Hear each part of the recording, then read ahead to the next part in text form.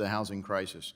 The gentlewoman from Colorado, Ms. Pettersen, is now recognized for 5 minutes. Thank you, Mr. Chairman. Thank you all for your time and expertise. I really appreciate being here, having the opportunity to hear from all of you. I represent Colorado's 7th Congressional District. I'm very lucky to have been born in Colorado. And what we've seen in the time that I've lived there, it's actually my birthday, so 42 years of living in Colorado. We have seen exponential increase in the value of homes. And when I even think back at when I bought my first house, housing has tripled in just a short amount of time. And it's really the perfect storm, and I know we've talked at length about this today, but when we think about the housing crisis in 2008 that took out many home builders, and we still haven't recovered from that. We also saw our economy expand with the investments to keep our economy afloat during the pandemic, which also, unfortunately, our supply chain was decimated, as well as with the increase, with our economy booming, with the workforce shortage across industries, has significantly impacted the housing market. One of the very easy ways that we could help address that issue is actually coming together on legal pathways for people to work here, and it's what I hear from the construction industry constantly.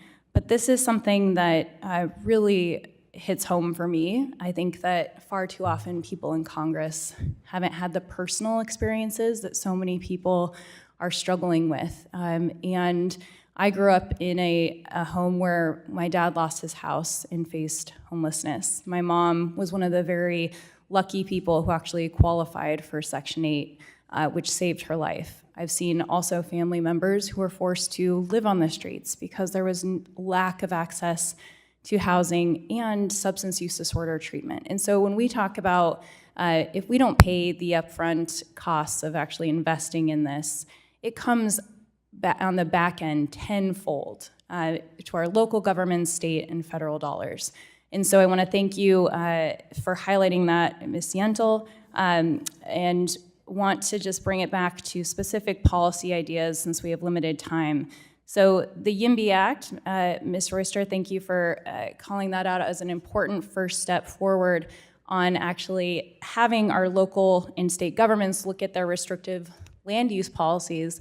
But what, in addition to this, should we be doing? We talked about restricting their ability to actually have these policies at the local level, trying to bring some carrots to incentivize them to move in the right direction.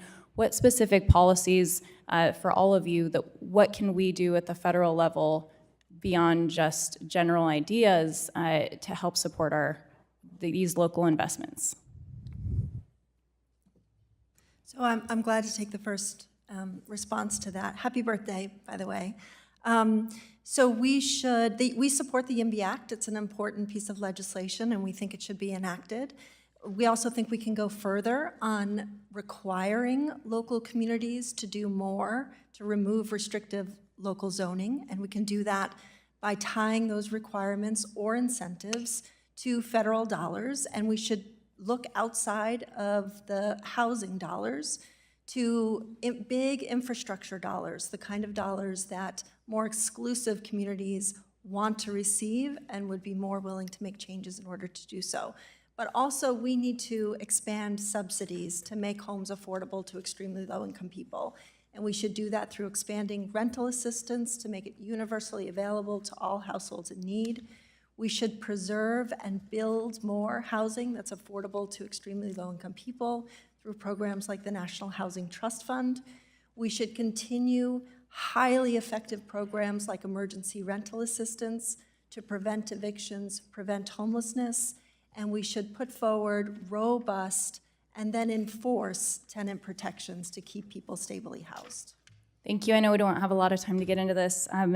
Mr. Appleton, I wanted to ask you about what you all are doing to make sure that people know and that you're advertising access to loans without a 20% down payment. That's really restrictive. While people are actually saving to make that investment, they're once again far out of reach of being able to qualify. Yeah, thank you for that. It would take the average household earning the national median income 35 years to save the down payment for the average national median priced house. So we are active in local communities with home buyer education resources, spreading the word that you do not need 20% to become a homeowner right now. Thank you. I yield back. Gentleman's time's expired. The gentleman from New York, Mr. Lawler, is recognized for 5 minutes. Thank you, Mr. Chairman. Apparently, my colleagues seem to think